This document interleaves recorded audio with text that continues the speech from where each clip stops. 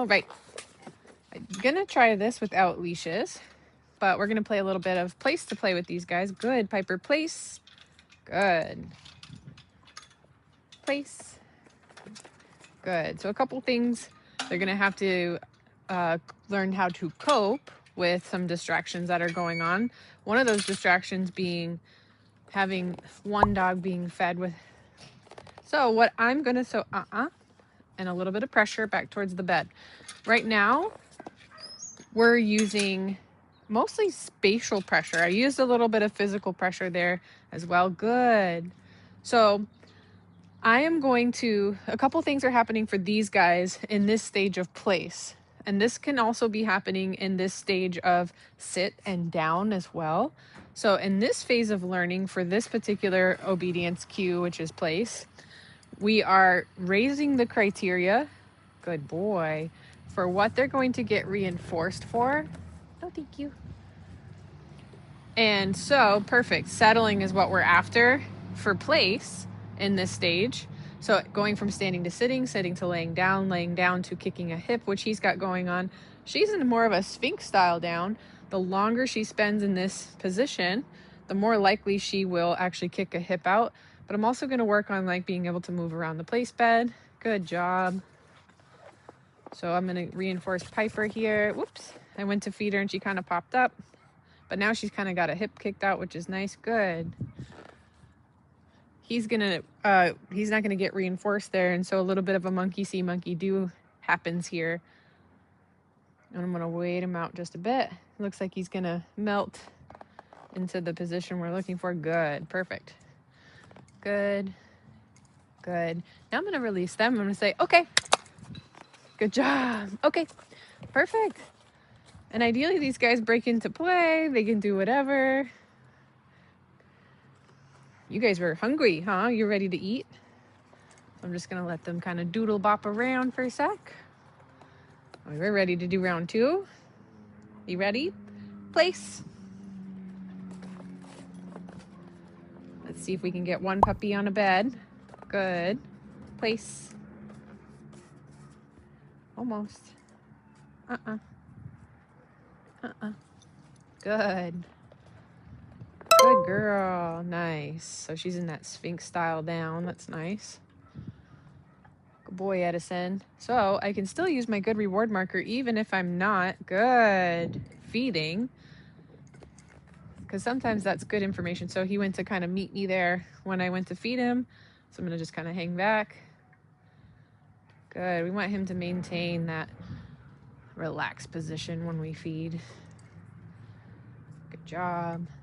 Nice. I'm just going to do some things that'll be a little distracting, like moving away. There's a motorcycle going by. I'm watching them, and if they look like they are heavily interested in something, whoops, you're kind of only halfway cheating there. Good boy.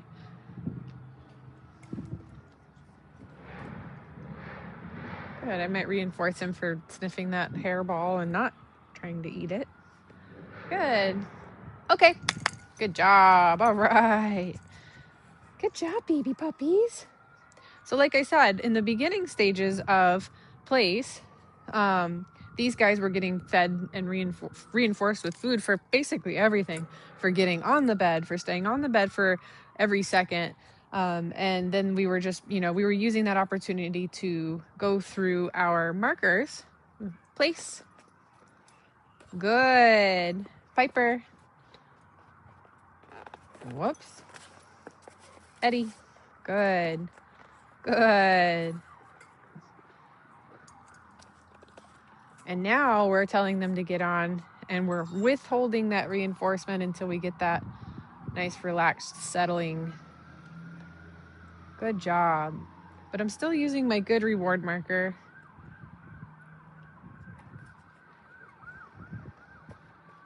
Good job. Oh, no, thank you.